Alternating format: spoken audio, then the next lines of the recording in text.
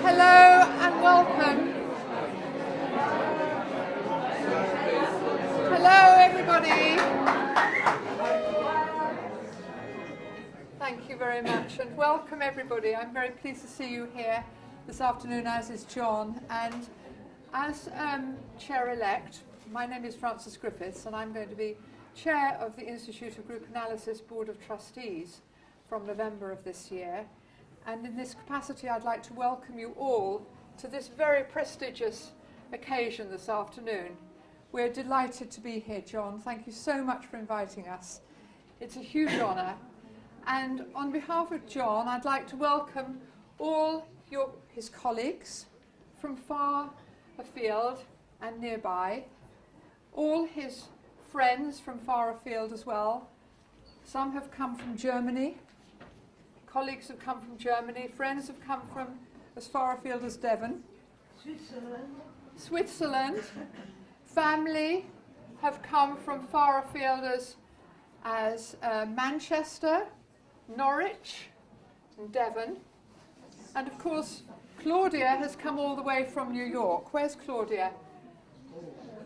I think Claudia must have come the very furthest. She's come all the way from New York to be here. A welcome to you all. And of course, John would also like me to extend a welcome to past students, of which I'm one, and present students as well. And we're in for a wonderful afternoon. And to begin with, I'm going to pass over to John, who's going to introduce the musicians. So I'm more than a little bit overwhelmed at such a wonderful gathering.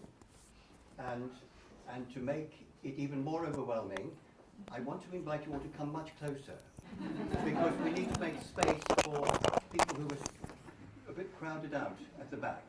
So we need to keep space here, but come inside and let's occupy all the space we can and make sure everybody can come inside.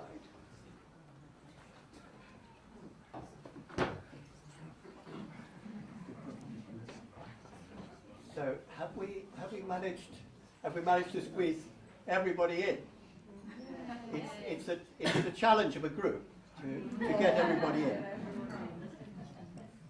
And before we get on to the serious issues to do with text and context, we've got some music.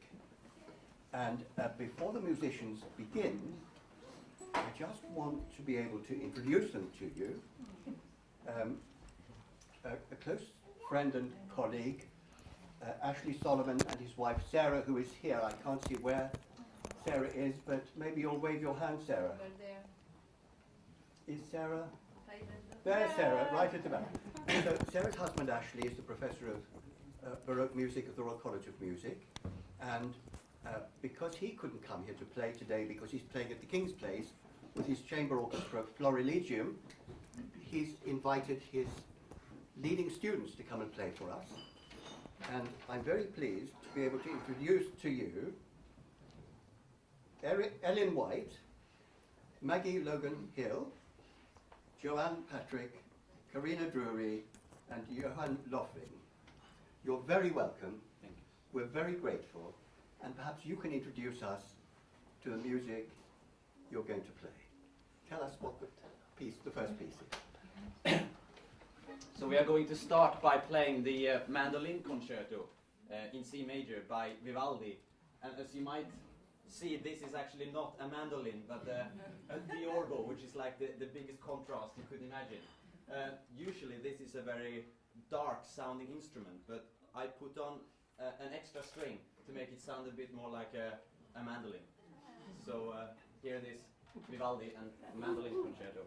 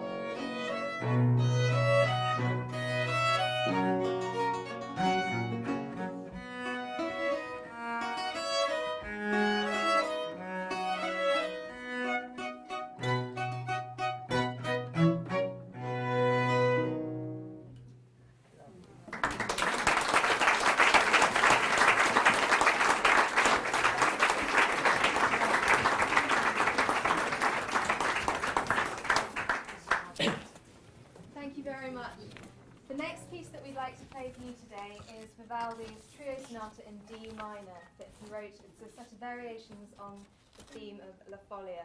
La Folia was a Portuguese dance from probably the 15th century that was widely censored for being too overtly saucy, but it became very popular with later composers, and many wrote variations on it. Vivaldi, obviously also Corelli, Frescobaldi, Liszt, and even Rachmaninoff, although he thought that it was a theme by Corelli. And here we have Vivaldi's version.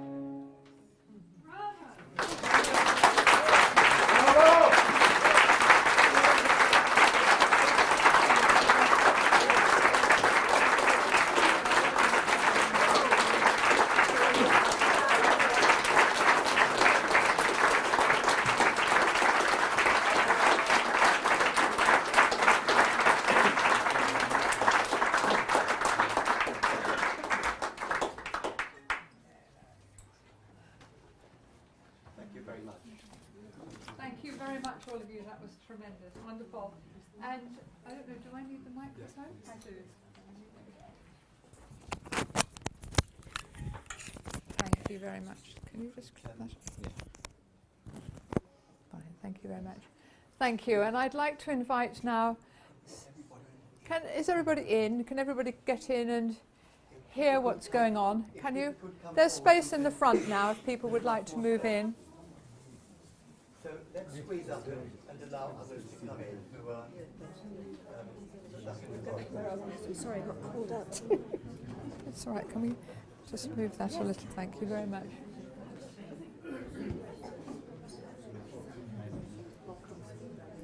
Where is Stephen? Where's Stephen from?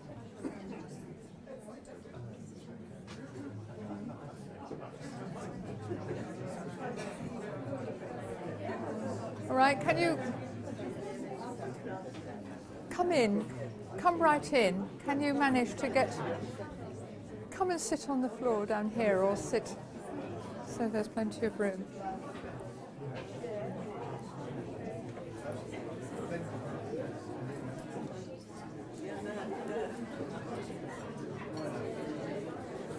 Okay, yes. If you'd like to move forward as much as you can. Okay. Is everybody in? Everybody's in now. All right, can I call upon Stephen? Stephen, can you manage to get through here? Thank you very much.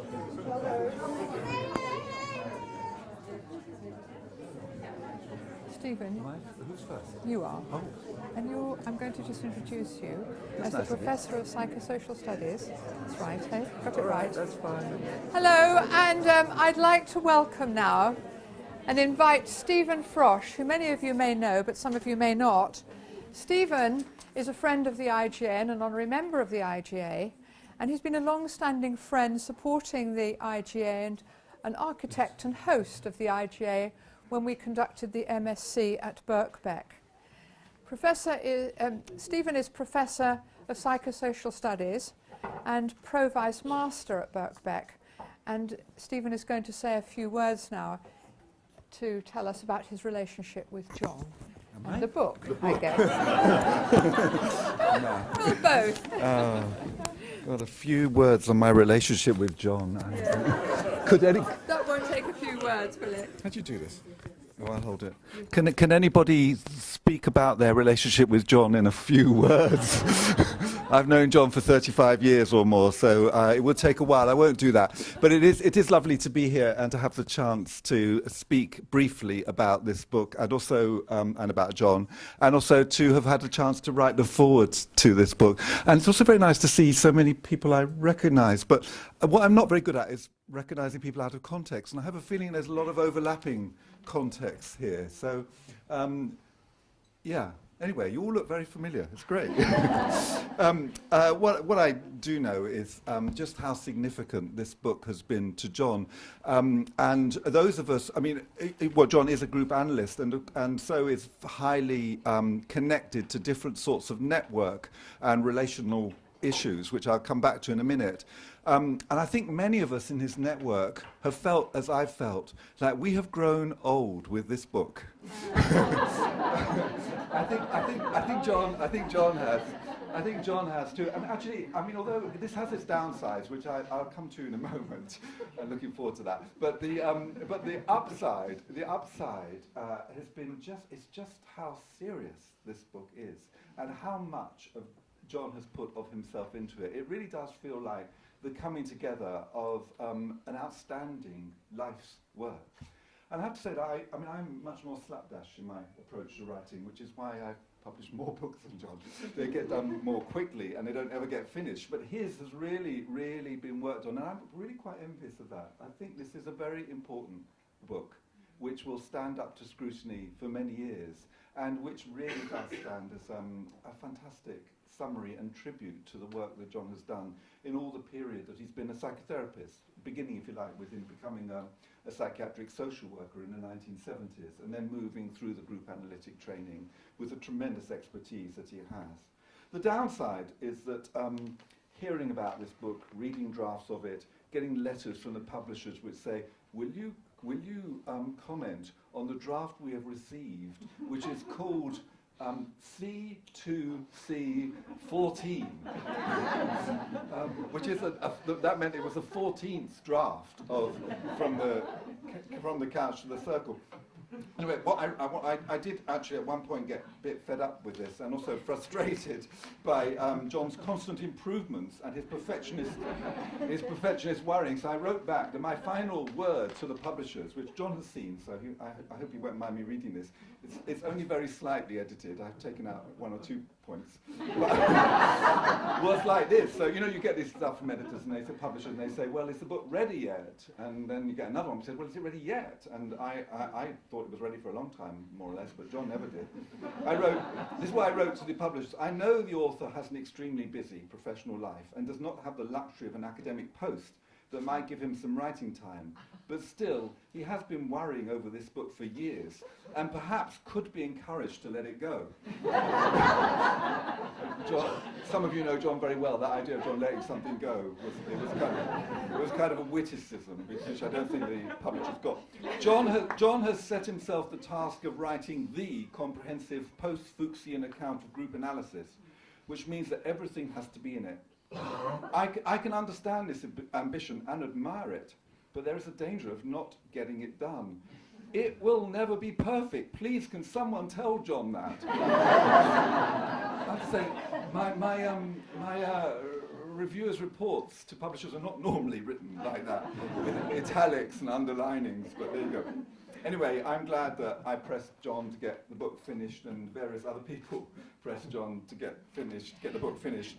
And because I was anxious that we would never actually get to see it. And of course I was right, it's not perfect. Of course it's not perfect, but it is as close to perfect as I think John could manage, and as close to perfect for what it does as anybody could possibly have done.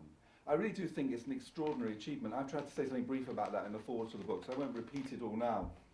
But it combines an overview, an evaluation, a critical promotion of group analytic theory and practice in an extraordinary way. And I want to hold on to this moment about kind of critical evaluation. I don't mean he kind of goes ahead critically all the time, but he's always holding in mind a set of quite profound questions about what group analysis might offer, how it relates to other modes of thinking, how it relates to other modes of group psychotherapy practice. One great advantage of this book is that it does approach all the group psychotherapies, and so I think it really will, as I said in my reviewer's report, sell in America, which is the kind of main criterion these days.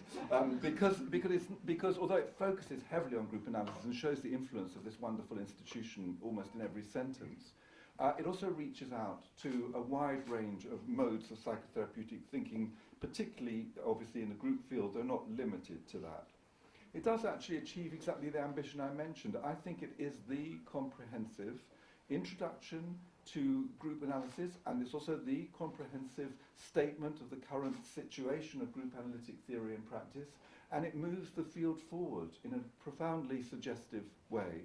I think it is readable by trainees. It is aimed, actually, in a very interesting introduction. John talks about it being useful to patients too, who might want to think about group analysis as a mode of personal development for them, does that. And for people who are experienced and knowledgeable, it has a whole set of provocations in it about how to think differently about group analysis. It's also, I think it also shows a profound understanding of the wider social and cultural context for and the reverberations of group analysis.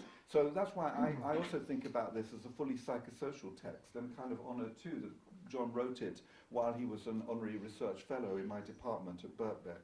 Social and personal issues really do come together in this book, both in the sense of thinking about the general context for group analysis and how you work personally with people, and also, in a way that I'll come back to in a moment, John's own personality.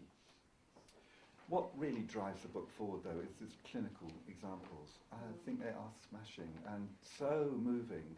What you get is a whole set of clinical examples with John's commentary on them. It's very interesting also, the methodology John has used here. People working in the psychoanalytic psychotherapists will know it's very difficult to use clinical examples. In fact, there's a point to be made that the whole history, particularly of psychoanalysis, is built out of fictional cases. So because all these cases that are presented are so obscured that they're not anymore, they don't really relate very closely to the patients with which they originated. What John has done is he's included a lot of group material and he's shown it to the patients.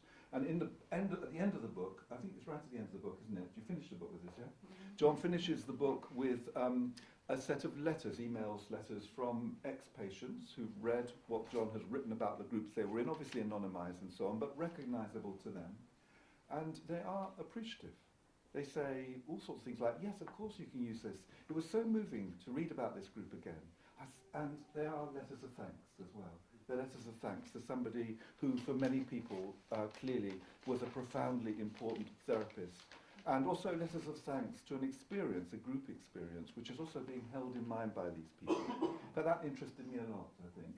It wasn't just John they were writing about. There was also some, I suppose, abstracted notion of the group that they were holding in mind, and it was clearly carrying them through into the further points of their lives. Another thing I want to say is that the book is beautifully written. It is a literary work. It's not just a textbook.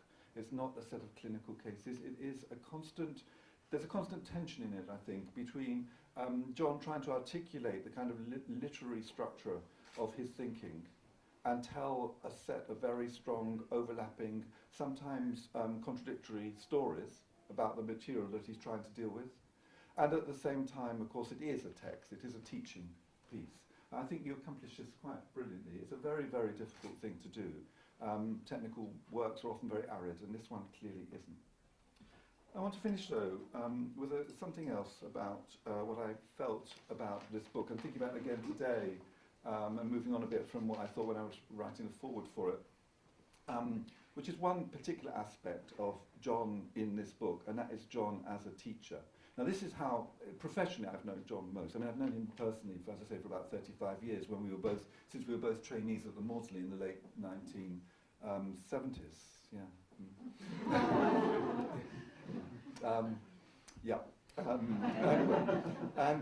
So I've got a lot of experience of him as a friend as well as a colleague, but for well over a decade we worked together on the IGA clinical training when it was an MSc in group analysis at Birkbeck. So I know a lot about John's capacity to inspire students and also to infuriate them with his belief that they could produce better work than they thought they could produce.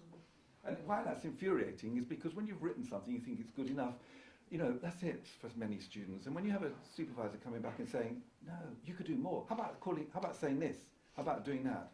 And never letting go of it. That is the John attribute. Never letting go. It does two things. It kind of makes you feel completely worn out. But it also says to these students, actually, you really matter. You matter as a person, you matter as a student, and you matter for the future of group analysis. And I think this is really quite remarkable. I mean, those of us working in academic institutions and universities don't usually think about our master's students as contributing to the research cutting edge of our discipline. We think about our PhD students as doing that, but not master's students. They're there to learn. And actually, John doesn't have that view about the master's students doing, as they were, the trainees at the Institute of Group Analysis, many of whom, of course, most of whom bring a lot to them when they start the training anyway, and already have a great deal to offer right at the beginning, however infantilized they sometimes feel. John, though, says basically, John has said throughout, the future of group analysis depends on the quality of the trainees that are coming through. And those trainees are sometimes at their most inspirational and clear-sighted when they're at the beginning of their training and can see something for the first time and write about it anew. And his work with the students he supervised in their dissertations was really profoundly transformative, I think, for many of those students and indeed for the field as a whole. And it's very interesting reading this book again to see how much John references and draws on the work of these master's students in presenting work in this book. It's very, very unusual, and I think it's a very important statement to this institution about how to value its trainees and what to expect of them in the next generations of group analysts. Finally, there is something else. Good teachers have a teaching, something they offer that really comes from them. And reading this book makes me realise just how strongly embedded in John's being is his status as a teacher and his teaching. And that teaching is a profound one about the complexity, the difficulty, the hard work, and the involved in and the importance of relationality. This issue about what it means to relate to another person, to be in a group which is built up of relationships which matter in a sense more than the personalities of the individual members in them. And what that draws out in John, I mean, in the broader scheme of things, as I'm sure many people can attest to, as a friend, as a person one can be with, as somebody to learn from in the ordinary run of things, also as a professional colleague, what it means to be with John in professional context, as a trainer, and most clearly as a therapist.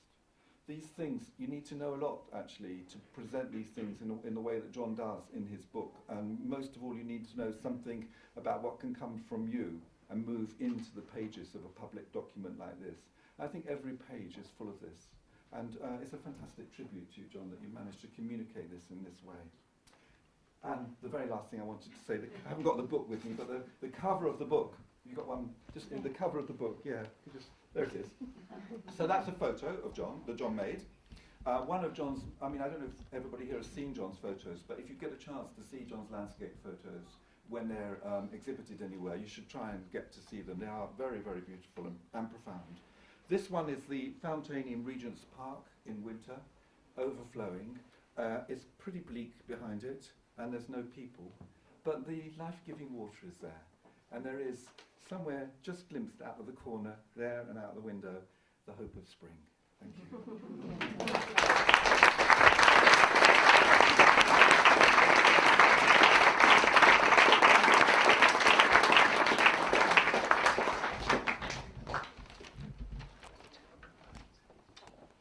Thank you very much, Stephen. Did you do?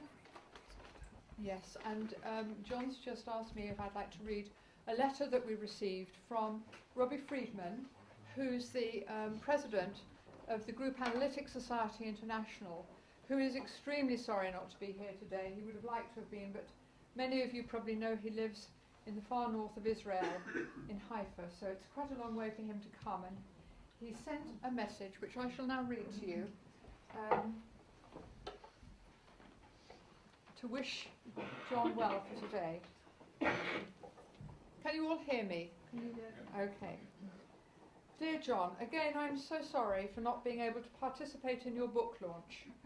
I would praise your enormous investment in the book and the amount of knowledge and thought I gained from reading your chapters. I'm especially fond of the fountain, which Stephen's spoken about. Whatever it symbolises, it is also the fountain of life in therapy groups and the fountain of the everlasting creation. I wish you to enjoy the day with your family, friends and colleagues, some of whom enjoy it from far away. We'll do some reparation in a way in the launch here in Israel. Robbie. And I'm sure he'll be pleased to know that you've all heard his message of goodwill. And I'd now like to invite Morris Nitson. Many of you know Morris. He's a fellow artist and also an author, fellow author, having written many books, including The Anti-Group and Beyond the Anti-Group, and in between that, The Group as the Object of Desire. And perhaps some of you know, but maybe not all of you know, that Maurice has recently been awarded a very prestigious award from the Royal College of Psychiatrists. It is the President's Award for his contribution and special contribution to mental health services. And we're extremely proud of you, Maurice, and your achievement. Thank you very much. I'd like to pass over to you now.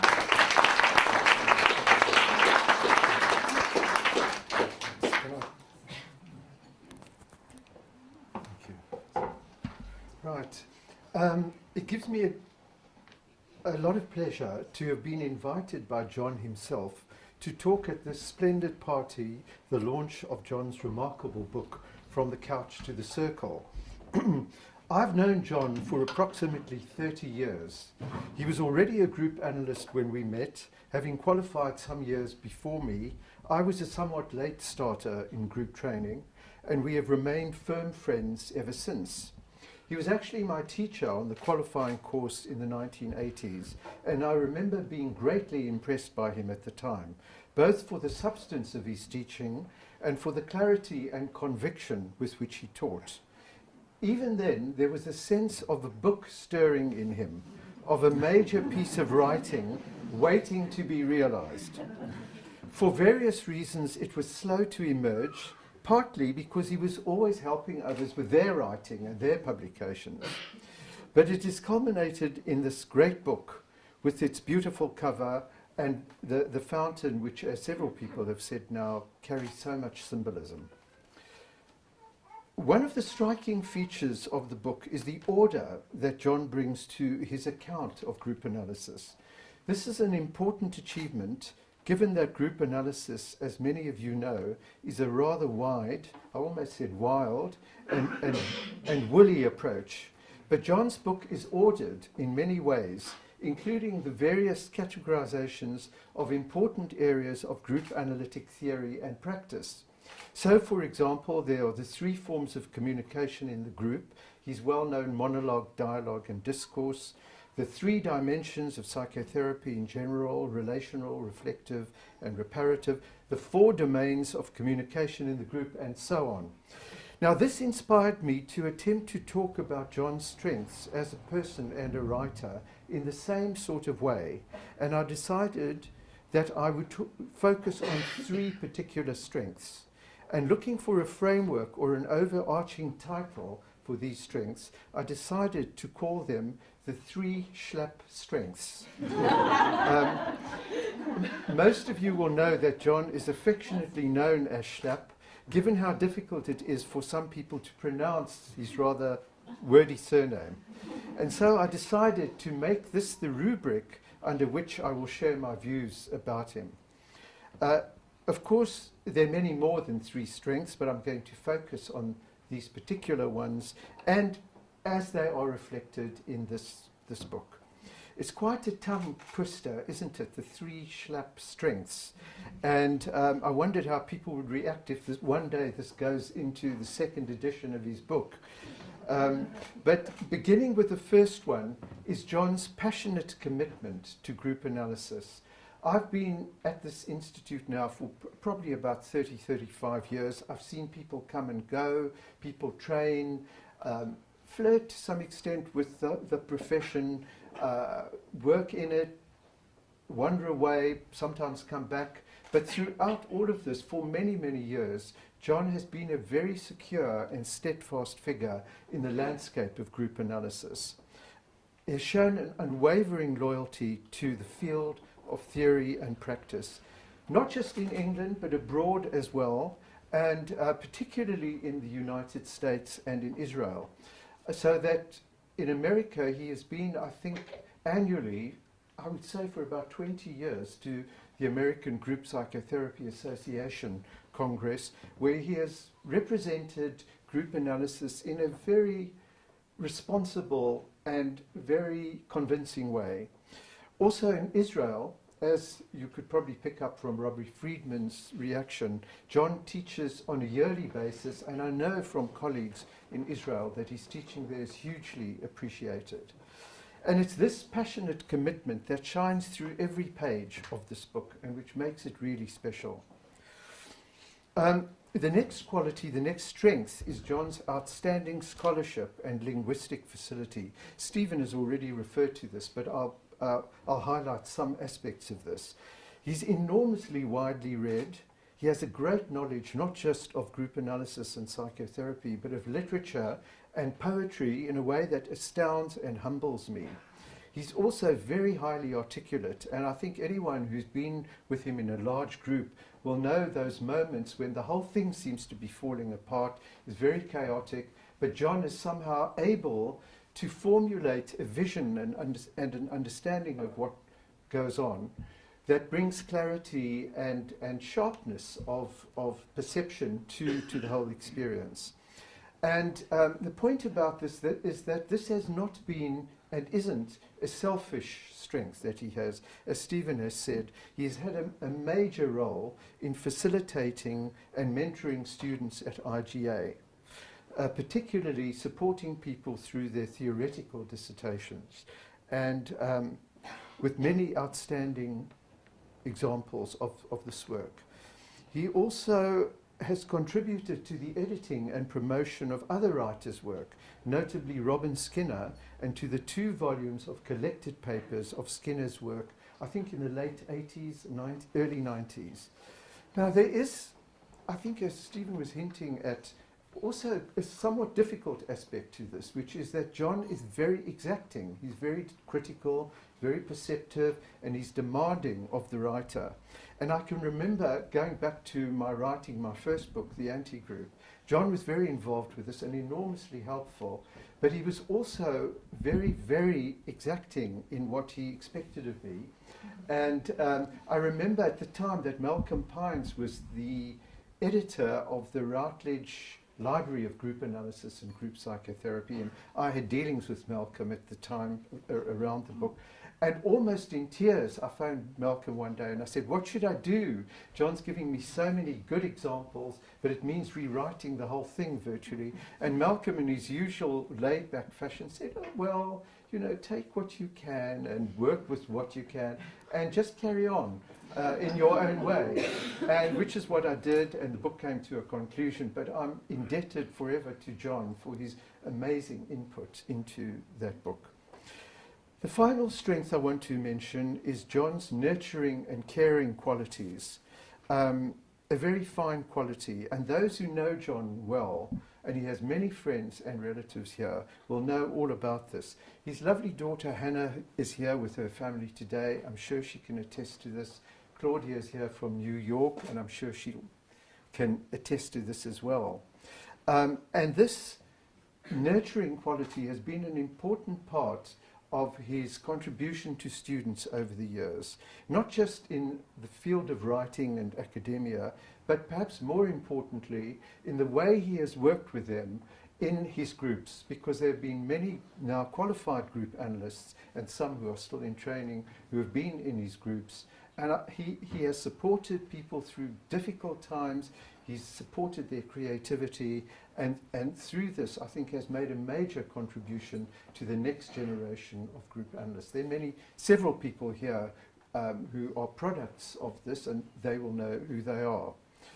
And again, this is reflected in the book. And I agree with Stephen about the value of the clinical vignettes in particular, because there's a tremendous humanity about them. They read almost as short stories. They have a narrative that really holds you. But above all, what comes through is John's humanity and his complex understanding of the paradoxical nature of human beings and how this unfolds in the group. And so the book has been born at last, and I encourage you all to buy it and to read it and to join me in wishing John all the success for his great book, From the Group to the Circle.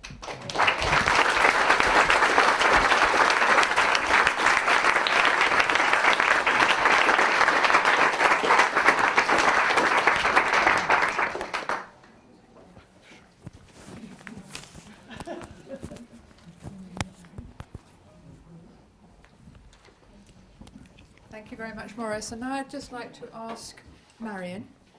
Marion is a member of John's family and would like to come and say a few words on a very personal level. Just a very, very few words.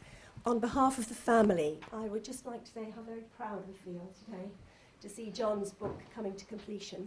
I'm not going to repeat any of the words that we've already heard, but we've lived with this book for many, many years, and it's fabulous to see it coming to completion. I'm only sorry that our brother David can't be here, and Alice from America, and that our parents aren't here to see this. Mazel tov.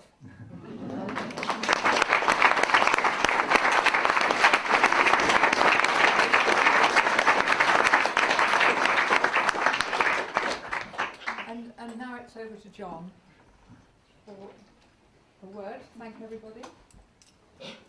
While he's just fumbling around here, I'd like to say I'm a past student of John. And look, here I am, now chair-elect of the IGA. John, thank you very much.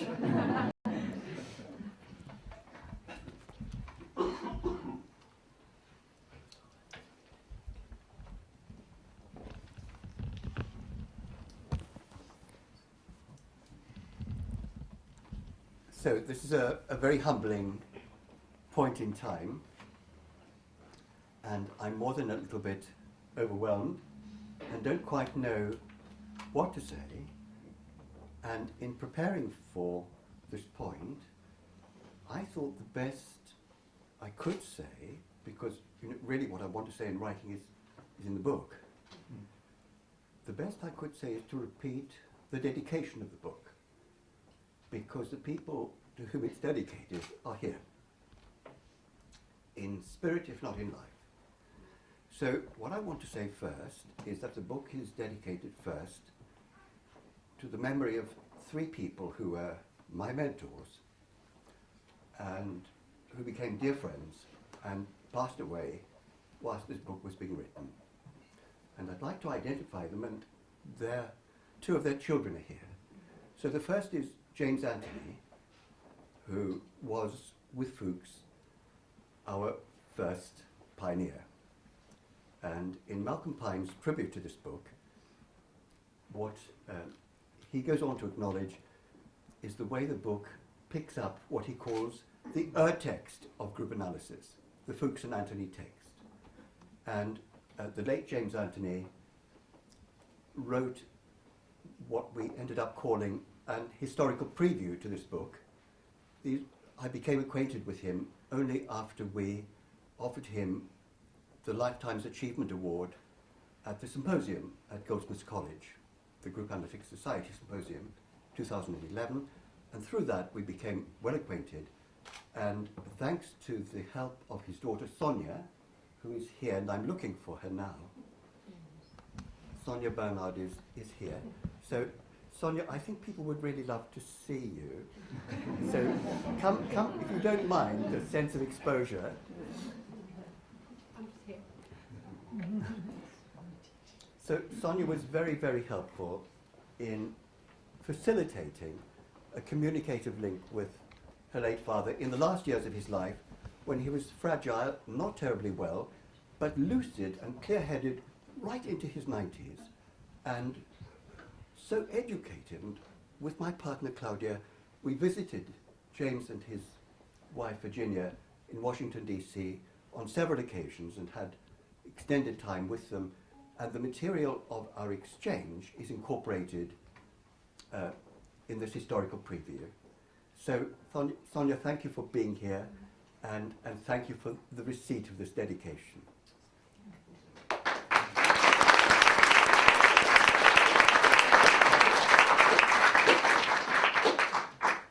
The second person was the late Helen Bamber, who many of you will know by reputation as a pioneer in human rights enterprises of a whole variety of different kinds.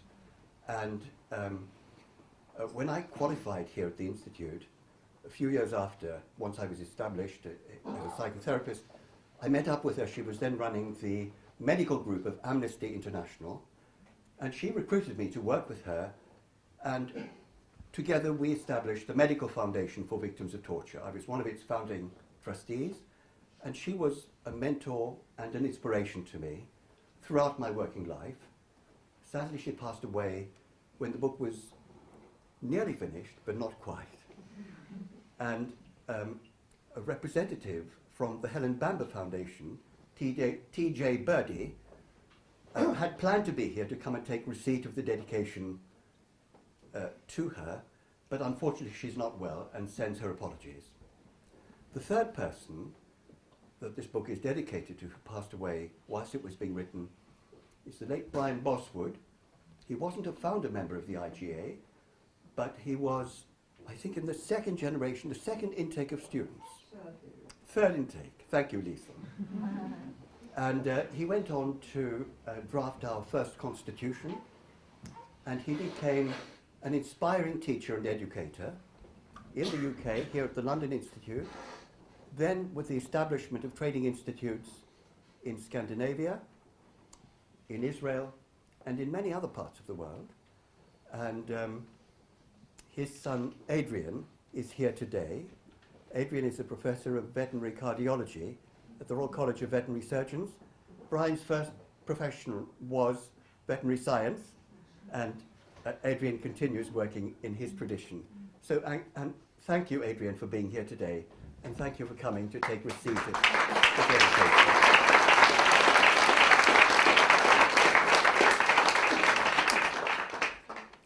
The next dedication in the book is to the people I've worked with as students or trainees down the years in supervisory capacities. Many, many, many of you are here today, and I want to be able to honour and acknowledge the vital contributions many of you make. It's a curious thing that group analysis has such a rich field of practice, but in clinical terms, a relatively small literature. And I suspect that has much to do with the way it originated as an oral tradition and was passed on through supervisory process rather than through written documents. The third point of dedication in the book is to the people who've been members of my groups. For reasons I don't really understand, we call the people in therapy groups patients. I was once a patient. And there are many of you here today who are past and current patients of my groups, or who've been in experiential groups I've conducted. And people are here today from as far afield as Frankfurt, who I last met in experiential groups in conferences in Germany, years and years ago. And we're so honoured to have you here, and you are so warmly received and acknowledged, and thank you for coming.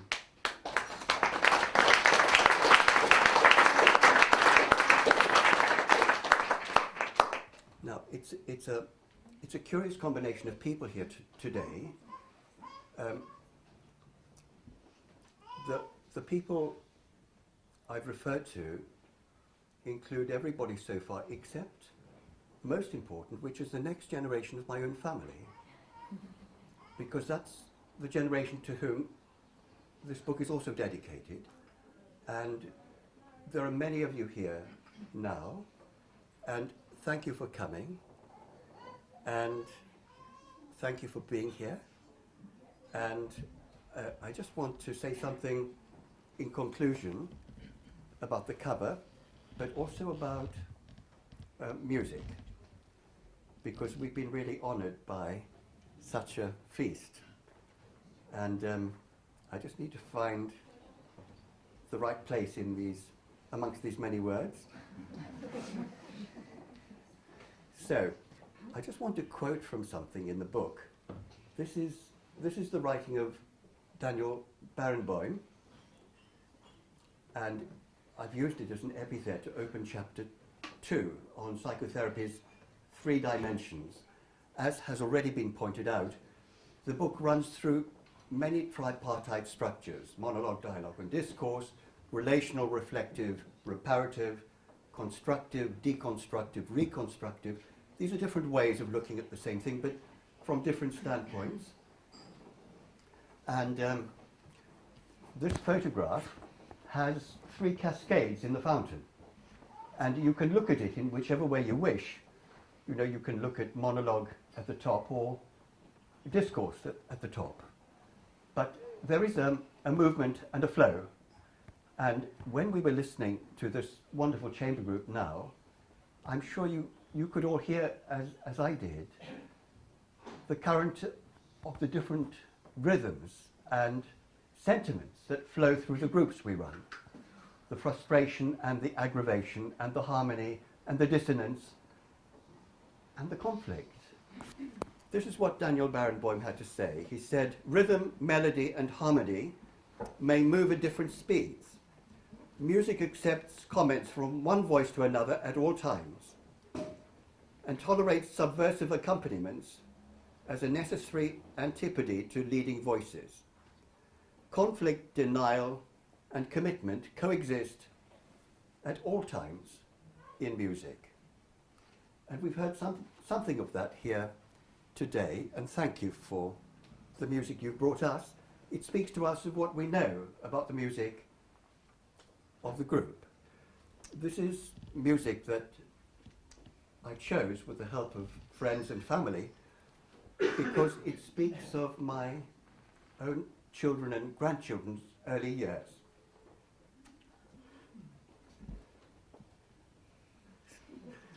So, and I chose this music especially as a tribute not only to their childhoods, but to the childhoods we all carry within us, and the hope of better things for the children to come. We live in a world so divided and so fraught with conflict, and bringing three different worlds together, the personal, the private, and the interprofessional and the patient worlds. I was a little bit apprehensive how it would be, but after all, we are just one human family. And here we are together with the same music. I wish you all well, and thank you sincerely for coming.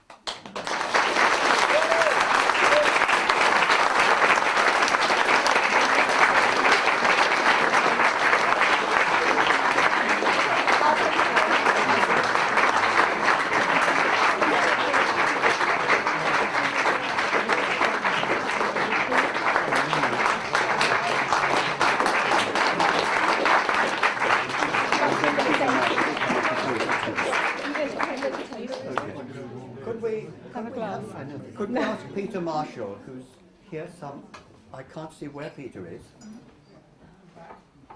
Peter, come to the front so you can propose the toast to the board. Looking for a home. She's going to Switzerland. Thank you.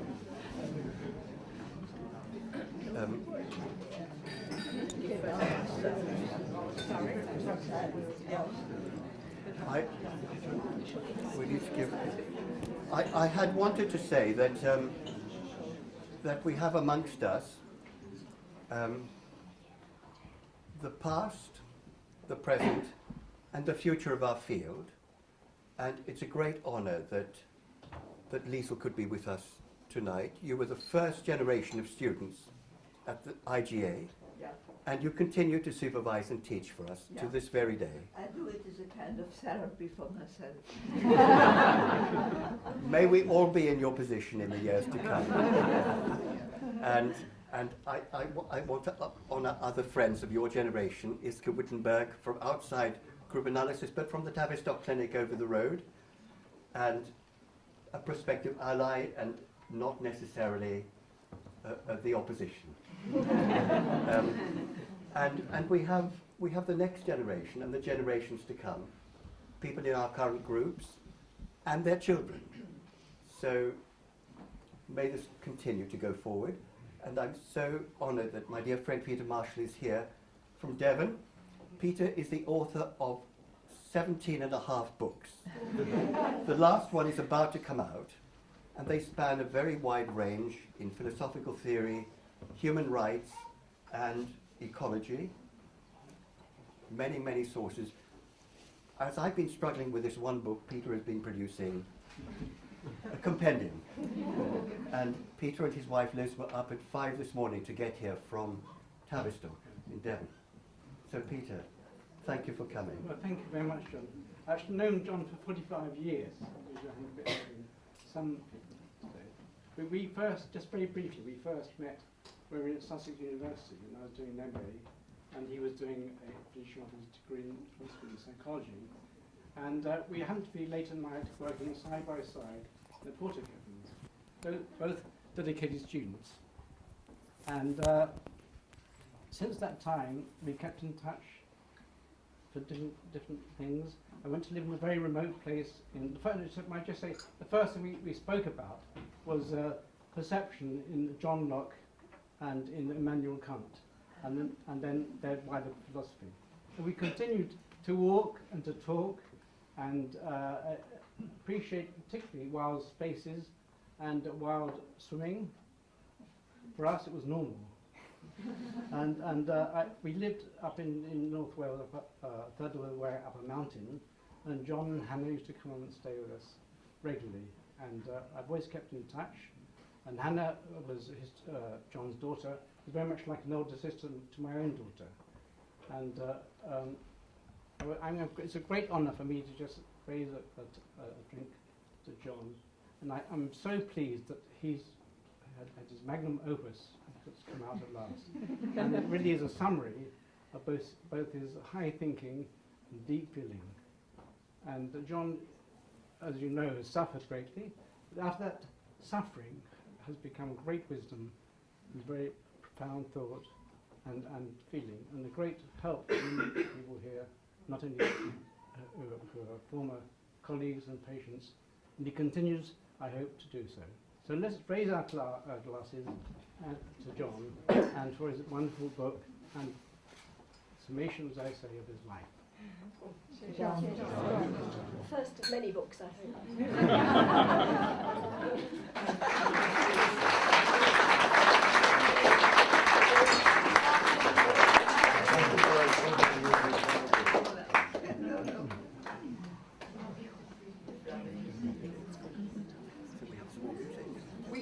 We have some more music now. Those of you who don't have a drink, please have a drink. Lots of lovely party food. Enjoy it. Thank you very much. Thank you.